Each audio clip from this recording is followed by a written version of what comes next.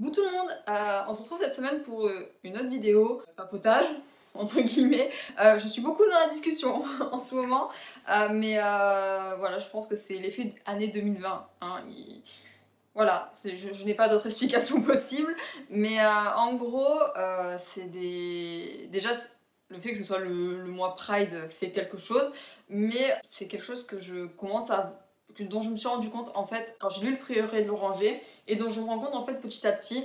Je sais pas si voilà, je me suis mise à évoluer comme ça d'un coup, ma manière de penser, aucune idée, mais j'avais du coup envie de vous parler de tout ce qui était diversité dans un roman, dans le livre. Déjà parce que bon, je pense que le mois s'y prête, surtout avec tout ce qui se passe en ce moment.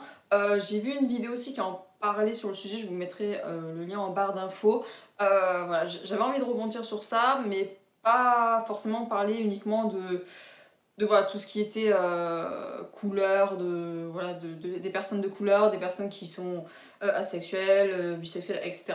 À la base, je voulais vous faire une vidéo sur la place de la femme dans les livres, parce que c'est quelque chose dont je me suis rendu compte pendant le mois de la fantaisie. Et le fait que je pense d'avoir lu Sorcière, la puissance invaincue des femmes fait que ça m'a renforcé dans mon jugement. Mais en gros, je sais pas comment m'est venue cette idée en tête, mais c'était pendant que j'étais en train de lire, je sais plus quel livre, je pense que c'était quand je lisais Le Chant des Cavalières ou quelque chose comme ça, où j'ai eu un blanc en fait, et je me suis dit, mais en fait avant, je me souviens pas que il y ait des...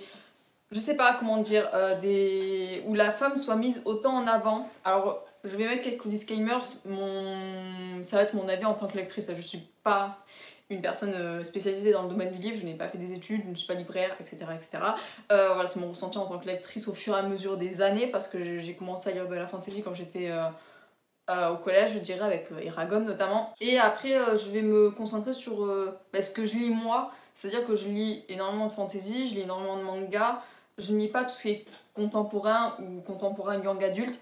Donc voilà, c'est des styles de lecture où je pense que tout ce qui est lecture LGBTQ, tout ce qui est voilà, représentation de couleurs, ça peut se voir peut-être un peu plus dans ce genre de livre, cette évolution-là. Mais bon, j'en lis pas. Et les quelques que j'ai pu voir dans ma bibliothèque, c'est des livres qui parlent de l'homosexualité. Donc j'ai pas de base sur laquelle parler. Mais en gros, alors ça va être, je pense, un énorme bordel cette vidéo parce que j'ai beaucoup d'idées en tête. Et au début, je voulais faire une vidéo séparée pour chaque style que j'ai pu voir, c'est-à-dire une vidéo sur voilà, la place de la femme, une vidéo sur tout ce qui pouvait être en rapport avec la couleur de peau ou les origines, etc. Et une autre vidéo sur tout ce qui était LGBTQ. Mais je me suis dit, il y a tellement de choses à parler et je sais pas trop par où commencer. Et à la base, je voulais vraiment me concentrer voilà, sur les femmes parce que en tant que femme, c'est... Voilà, je suis concernée un peu, mais voilà, il y a énormément de choses à dire et donc je voulais essayer du moins, de faire une vidéo un peu concentrée sur tout ce que j'ai pu lire, sur tout ce que j'ai pu voir, l'évolution qui a pu voilà, avoir mon rapport avec la lecture. Donc je vais essayer de séparer tout ça en 3 points et j'espère que cette vidéo ne durera pas 1000 ans. Vous aurez un petit commentaire là de moi en plein montage qui suis sûrement en train de galérer. Donc dans un premier temps je vais parler de la place de la femme qu'a pu avoir dans la fantasy ou dans le manga. Et dans le manga, mon dieu qu'il y ait des choses à dire. Moi je me souviens quand j'ai commencé la fantasy, notamment avec Eragon, et de toutes les fantaisies que j'ai pu lire ou regarder, que ce soit en film, etc. C'est toujours à chaque fois, enfin c'était du moins, toujours à chaque fois un mec voilà, qui sortait à peu près de nulle part, qui se retrouvait avec une quête sur les bras et voilà, il se faisait aider plus ou moins par à peu près tout le monde et à chaque fois il y avait une femme, soit qu'il fallait qu'il sauve, parce que voilà, c'est son rôle, soit voilà, il était aidé par une femme un peu intelligente, etc. La femme avait surtout un rôle support, quelque part. Et c'est que dernièrement, notamment avec ma lecture voilà, de La Reine du Tirling, ou encore surtout avec ma lecture du Prieuré de l'Oranger, où je me suis rendu compte que ça a changé beaucoup, et à mon plus grand bonheur, mais je sais pas comment dire, ça a pas fait tilt dessus dans ma tête, où voilà, moi je me suis dit que cette évolution était normale, mais que voilà, il y avait des personnes qui le faisaient remarquer, et c'est bien, parce que comme je vous le disais, avant, et même encore maintenant, c'est le schéma classique dans la fantasy, c'est voilà, comme je l'ai dit, c'est le bonhomme qui se retrouve avec une quête et voilà, le but c'est qu'il fasse cette quête, notamment voilà, dans l'épée de vérité, que j'ai abandonné justement parce que déjà le héros était trop neuneux, mais que la femme était aussi, je pense, plus neuneux que lui. Mais donc voilà, je pense que il y a eu de ma part un sorte de ras-le-bol, parce que je pense que si j'avais lu l'épée de vérité peut-être plus jeune, voilà, dans ce contexte où la femme est encore vue comme un support, j'aurais peut-être accroché, mais maintenant c'est plus le cas parce que voilà, ce que je cherche dans mes lectures, c'est pas une femme complètement badass, cliché qui a trop de pouvoir, etc. Mais voilà, c'est des femmes qui se retrouvent des fois dans des aventures, voilà, auxquelles on peut s'identifier, qui peuvent être fortes ou faibles, qui ont des émotions, et qui, voilà, un coup peuvent échouer dans leur mission, mais qui se relèvent, ou qui ne se relèvent pas, enfin, il y a beaucoup de choses à explorer, je pense, et à l'heure actuelle, on est vraiment dans la toute petite possibilité, parce que même si voilà, ça évolue, je pense que des fois on tombe vraiment dans le cliché. Hein. C'est vraiment la femme badass à l'état pur, où voilà, plus rien ne l'arrête, plus rien n'ébranle. Et des fois, voilà, soit on se plaint que la femme elle est trop mise de côté, soit on se plaint qu'elle a trop de pouvoir et que voilà, elle est trop insensible, etc. Et aussi, alors c'était pour ma lecture, je pense, du Paris des Merveilles, où il y a un personnage, je crois que c'est Isabelle. Elle a dit quelque chose qui m'a, alors je l'ai pas choqué, mais voilà, qui m'a fait rappeler des choses, c'est-à-dire qu'à un moment donné elle dit que dans n'importe quelle légende, du moment qu'il y a une femme avec un minimum de pouvoir, c'est la méchante. Et sur le coup je me suis assise et j'ai fait, mais elle a raison, parce que si on prend par exemple tous les Disney qu'il y a pu avoir avant, que ce soit Blanche-Neige, Réponse, La Belle au Bois dormant, bref, tout le tintouin là, les femmes qui ont du pouvoir c'est les sorcières et ce sont les méchantes. Donc voilà, et c'est ce qu'elle disait aussi dans son essai Sorcière, la puissance invaincue des femmes, que voilà, du moment que on était vues comme des sorcières, on était forcément méchantes. Alors que non. Et c'est ça ce que... En fait, je suis pas contre des femmes méchantes, loin de là, mais je pense que chaque personne, que ce soit homme ou femme, est méchant parce qu'il a vécu un traumatisme ou voilà, il est pas devenu méchant comme ça, et c'est ce que nous a inculqué les Disney de l'époque, c'est que forcément quand une femme ouvre sa gueule, soit elle est méchante pour zéro raison, soit elle est vue un peu comme une mégère, hein, quelque part. Alors que, comme j'ai pu le lire dans La Reine du Tyrène notamment, où l'héroïne est une femme mais son antagoniste est une femme, voilà, elle est pas méchante sans aucune raison. Alors même si on peut dire que, je vais pas spoiler ni rien la trilogie, mais on peut peut-être reprocher qu'elle est un peu méchante à la One Again pour une raison un peu niaise. Il n'empêche que voilà, elle a vécu quelque chose qui fait que voilà, que ce soit par jalousie, que ce soit par n'importe quoi pour avoir un minimum de pouvoir et se débrouiller toute seule, et voilà, elle est devenue méchante parce qu'elle a vu que c'était peut-être la seule solution. Et donc voilà, c'est un peu le ras-le-bol que j'ai eu, c'est que soit les femmes sont des méchantes et sans aucune âme,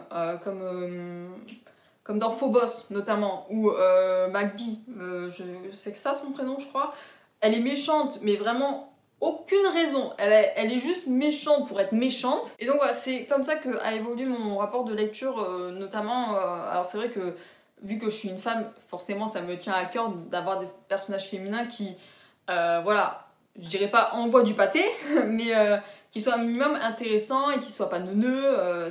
Voilà, c'est pour ça que je relis pas de romance notamment, c'est parce que ce soit l'homme ou la femme, à chaque fois ça tombe en neuneux et ça m'énerve. Et c'est ce que je ressens notamment cette année en lisant des livres où voilà, les femmes ont des... Je pense que Le Prieuré de l'Oranger, c'est le livre qu'il faut lire en fantasy en ce moment, parce qu'il y a tellement de choses à dire, que ce soit notamment pour la place des femmes, que ce soit pour... je crois qu'il y a des hommes de couleur, il y a des personnes lesbiennes, gays. Lisez Le Prieuré de l'Oranger, c'est peut-être une belle bricasse, mais franchement il vaut le coup. Et donc voilà, c'est mon rapport avec la fantasy dans le sens où je veux des livres plus comme ça, vraiment, et où la femme a de la valeur, et où même si elle a du pouvoir, elle n'est pas forcément méchante.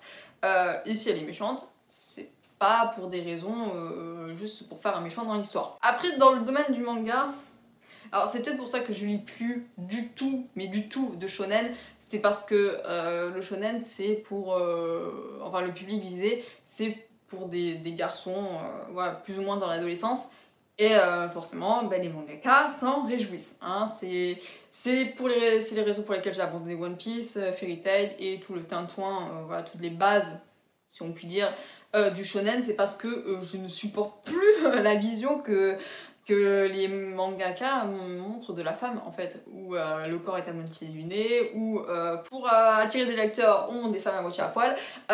Pour moi, c'est pas possible, hein, parce que ou sinon les femmes sont très très faibles.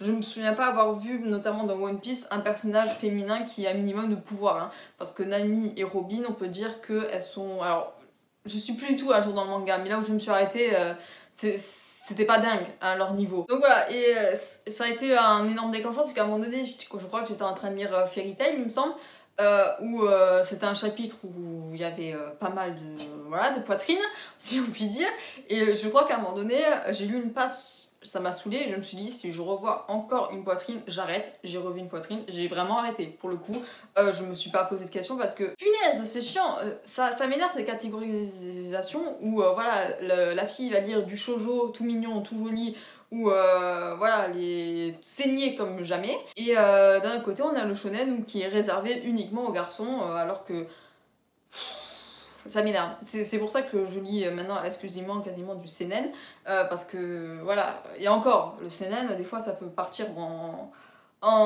je sais plus comment ça s'appelle, mais voilà, je suis très très sélective. C'est pour ça que je lis pas non plus tous les mangas possibles du monde, parce que je sais qu'il y en a que c'est pas possible, clairement. Ou sinon, voilà, quand je vois des femmes avec une poitrine, mais tu te demandes comment elle fait pour être debout seulement. Aucune identification est possible, clairement, c'est pas possible. Donc bon, après je suis pas sûre que ça évolue ça au fil du temps. Moi c'est ce que je constate, c'est ce que j'ai constaté il y a des années quand j'ai arrêté One Piece ou Fairy Tail, c'est ce que je constate encore quand voilà, je lis un chapitre par curiosité et que je revois les mêmes planches que voilà, il y a des années. Donc bon, des fois il faut arrêter de persévérer et changer, tout simplement. Mais voilà, je trouve ça assez désolant voilà, qu'on en soit réduit à ça dans la vision des Japonais. Mais bon, tant pis. Voilà, moi je sais que c'est pour ça que je lis de moins en moins de mangas, c'est parce que voilà, ça m'énerve, ça me saoule. Et voilà, du prétexte que je suis une femme, j'ai pas le droit, enfin j'ai pas le droit. Les shonen, voilà, ne peuvent pas me plaire parce que voilà, je n'ai pas envie de voir de poitrine. Excusez-moi. Ensuite, le deuxième point du coup que je voulais aborder, c'était vraiment tout ce qui était origine, tout ce qui était couleur de peau, etc. Notamment avec ce qui s'est passé récemment aux États-Unis. Ça a pas mal évolué là aussi. Alors pareil, je lis pas le contemporain, donc je pourrais pas vous dire comment ça évolue de ce côté-là. Mais dans la fantasy, je vois que notamment dans... Alors je sais pas si c'est moi qui me suis imaginé de couleur l'un des personnages du prieuré de l'Oranger, mais il me semble qu'il y a plusieurs personnages voilà, qui sont de couleur et qui sont hétéroclites, pardon, qui voilà, viennent d'origines différentes, etc. Et c'est pour... Lisez Le Prieuré de l'Oranger, je pense que je vais le lire 1 milliard de fois, mais voilà, lisez-le parce qu'il est très très intéressant et il ouvre pas mal de possibilités dans le genre. Et voilà, je pense qu'on est très très en retard sur cette représentation-là. Parce que quand je lis de la fantasy, enfin je vois très très rarement des personnes de couleur ou des personnes... Après la fantasy c'est un univers qu'on crée nous-mêmes, donc c'est vrai que c'est compliqué de faire le parallèle, mais ce que je veux dire c'est que quand on veut des personnages un peu... Alors je dirais pas arabes, mais... Enfin, je sais pas trop comment m'exprimer dessus, mais voilà, il y a de la littérature fantasy esprit arabique, enfin dans des styles vraiment... Et j'arrive pas à concevoir qu'on soit obligé de lire ce genre de fantasy et qu'on puisse pas mélanger les deux. Où voilà, il y a des personnages qui peuvent être d'origine arabe dans des fantaisies juste normales avec des elfes, des nains et tout ce que vous voulez. Voilà, c'est quelque chose dont j'ai du mal, on pourrait très bien fusionner les deux vu que la fantasy c'est infini comme genre, donc on peut faire à peu près tout ce qu'on veut. Et donc voilà, le fait qu'il y ait un genre vraiment particulier, je trouve ça un peu dommage. Après voilà, je pense que ça évolue de plus en plus. C'est dans le Paris des Merveilles où j'ai vu qu'il y avait un elfe noir, il me semble. Alors je sais plus dans quel bouquin j'ai lu ça, mais voilà, ça commence à arriver, mais là aussi on est très très en retard, enfin... C'est compliqué. Et alors les personnes de type asiatique, alors de mémoire. Il me semble pas en avoir lu des masses, hein. Franchement, c'est... Je pense que voilà, comme je le dis, c'est d'un côté on a voilà, la vision de la femme qui commence vraiment à être mise en valeur et améliorée, mais d'un autre côté, vraiment, enfin du moins dans la littérature française, franchement des personnages asiatiques, j'en ai très rarement vu. Et encore, je dis très rarement, mais je me souviens pas en avoir vu en fait. C'est... Ou sinon le livre m'a pas marqué, et ça c'est dommage du coup. Donc bon, et après dans le domaine du manga, alors là... Les mangas, voilà, viennent du Japon, donc forcément, mais voilà, alors là, pour trouver des personnages de couleur, faut y aller, hein, là aussi. Je me souviens alors, avoir été, pas choquée dans le mauvais sens, mais dans le bon sens, quand j'ai vu l'animé, comment il s'appelle, Run with the Wind, il me semble, où je crois que c'est l'un des seuls mangas où j'ai vu un personnage de couleur noire, et je vous jure que j'étais là en mode... Mais c'est trop bien! Et en fait, il y a toujours cette excuse-là dans les mangas où quand une personne n'est pas japonaise ou qui est noire, etc., c'est forcément par un transfert scolaire. Il n'y a pas d'autre raison. Franchement, il n'y a pas de japonais qui sont nés, qui sont noirs. Ou en tout cas, on ne le voit pas dans les mangas. Je trouve ça dommage parce que je pense que très certainement, il y a des noirs qui sont nés au Japon et qui doivent être japonais. Hein, je pense, hein, mais franchement, c'est tellement, mais tellement pas mis en avant que franchement, rien que d'en parler, j'en doute. Même si c'est pas mis en avant et que là, maintenant, ça... Quand je vois une personne voilà, dans un anime de couleur noire, je suis hyper contente. Mais en fait, je me suis rendu compte, je suis en train de relire les Fullmetal Alchemist. Alors, Fullmetal, c'est un univers, alors pas fantasy, mais voilà, ça se passe dans un monde complètement imaginé par l'auteur. On a une... Quand j'ai relu le passage, je me suis dit, what? J'avais complètement oublié. Il y a, en plus de toute l'intrigue qu'il y a autour des frères Elric, il y a une intrigue autour du personnage de Scar qui est un Ishval, qui a du coup une couleur, alors il n'est pas noir de peau, mais je pense qu'il est peut-être d'origine arabe. Et son peuple est plutôt en guerre contre voilà, le peuple blanc, entre guillemets. Et en gros, une guerre éclate entre les deux parce que un membre de l'armée blanche a fait une bavure et a tué une gamine Ishval. Voilà. Alors, je m'en souvenais de ça, mais franchement, le lire maintenant avec ce qui vient de se passer aux États-Unis, je vous jure, je suis restée sur le cul. Hein. Je me suis dit, ah! Très bien. Ça a fait écho en moi quelque part, et écho du coup à l'actualité qui se passe.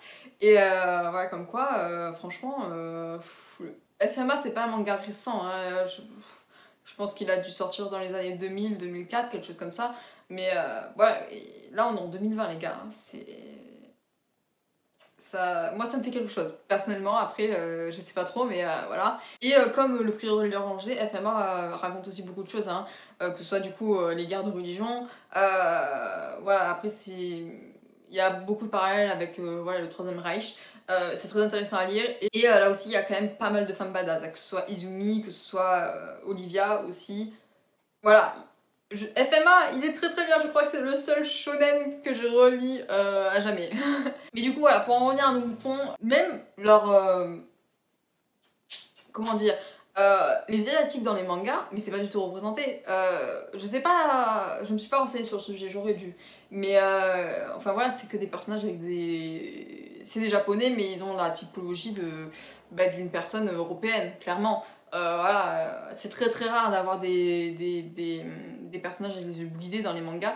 Ah, dans Fullmetal Alchemist, il y en a un. Hein. Voilà, je tiens à le souligner. Mais voilà, c'est très rare. Et voilà, c'est quelque chose que je regrette un peu.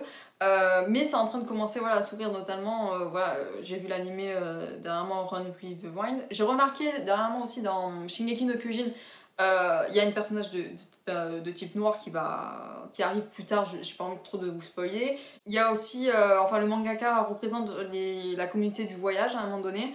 Voilà, et je trouve ça méga intéressant que des voilà, mangaka puissent enfin, s'inspirent voilà, de ce qui se passe autour de nous et que voilà, je trouve ça très cool.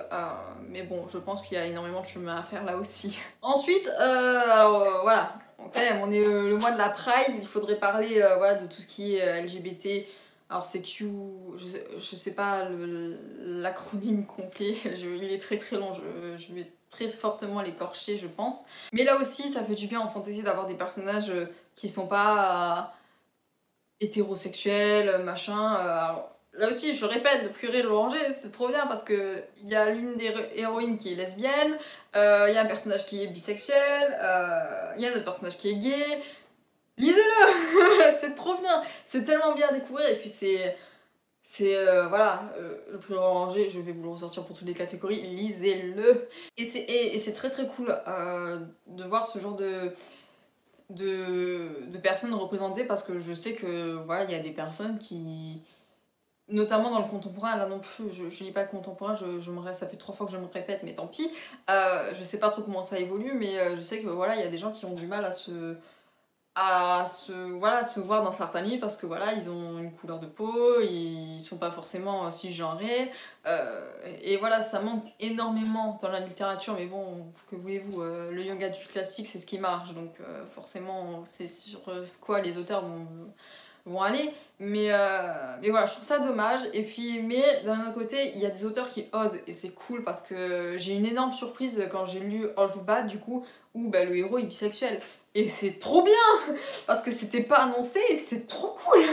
Donc voilà, et il y a aussi le livre Un éclat de givre de Estelle Faye, qui est énorme, voilà, où le héros est bisexuel, il me semble, mais c'est trop bien. Et il faut des héros comme ça, ils sont comme tout le monde, clairement. Et le fait que voilà, ça commence à prendre un peu plus de place dans le monde de livres, c'est génial, c'est énorme, mais là aussi, je pense qu'on est en retard.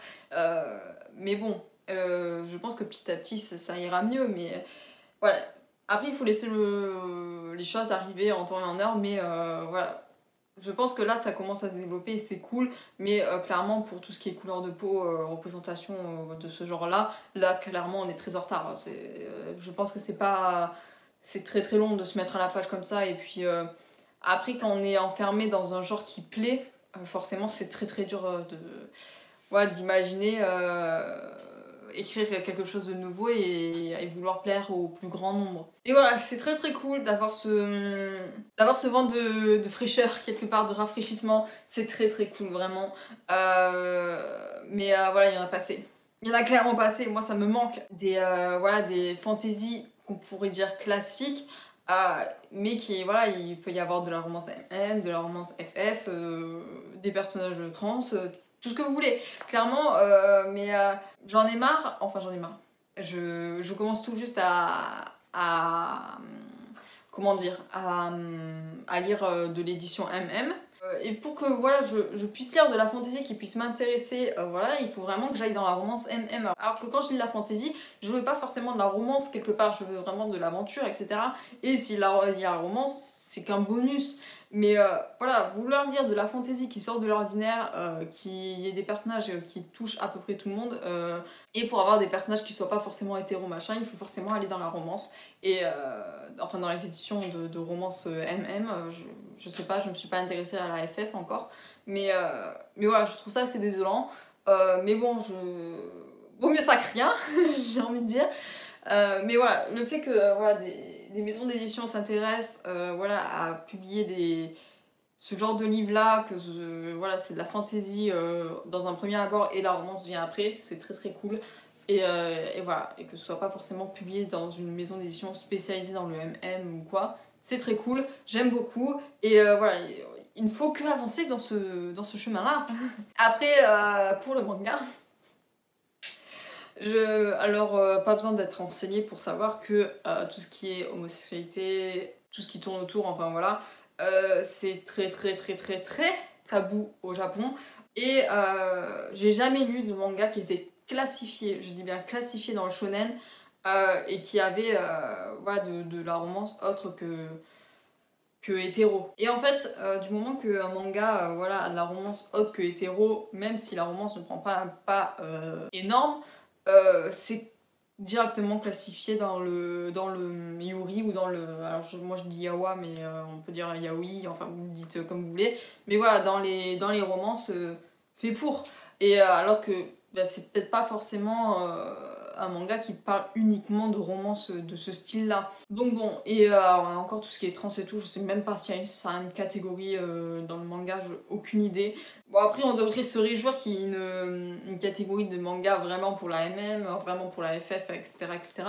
Mais bon, je trouve ça quand même assez dommage que voilà, qu'on veuille autre chose, quelque chose d'autre, voilà, on soit obligé de sortir du shonen. Après, je lis pas énormément de shoujo, enfin je lis pas énormément, je lis pas du tout, clairement. Du coup, je sais pas trop comment, si...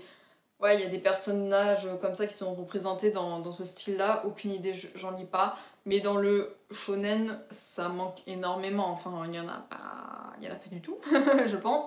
Et dans le seinen, alors je suis pas une spécialiste du seinen non plus, j'ai lu que les gros mangas et encore Death Note, tout ça, j'ai pas lu.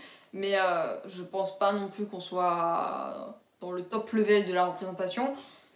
Mais bon, c'est comme ça, j'espère que ça va aller mieux et que ça va avancer, mais voilà, il faut savoir que à un moment donné, voilà, c'est un sujet très très controversé au Japon, donc forcément ça se ressent dans la culture et dans le manga. Est-ce qu'on lira bientôt un shonen avec, je sais pas, un personnage gay, trans, tout ce que vous voulez? Peut-être, je ne sais pas. Mais je pense que c'est pas demain la veille. Vraiment, il y a énormément de progrès à faire là-dessus. Mais ça arrive. Je pense que ça arrive notamment avec Given qui a, je pense, touché plus de monde que le simple Yaoi. Voilà. Mais bon, c'est sympa. Il y a le manga aussi, Dokyo-sen. Je sais plus trop comment il se prononce. Mais voilà, c'est des mangas, je pense, qui sortent un peu de l'ordinaire, quelque part. Mais bon, voilà, ils sont très très sous-représentés.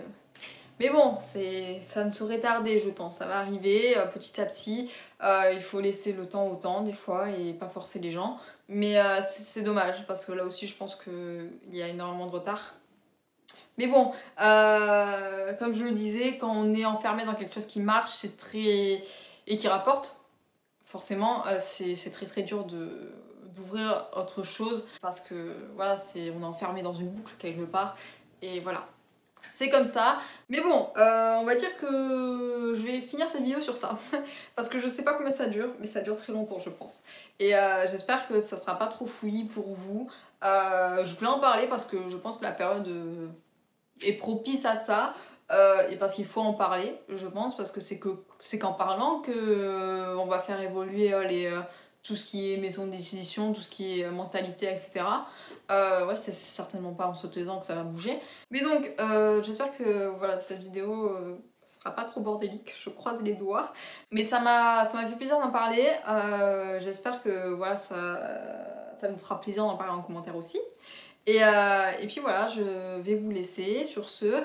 Je vous souhaite à tous une excellente semaine, un excellent week-end, etc.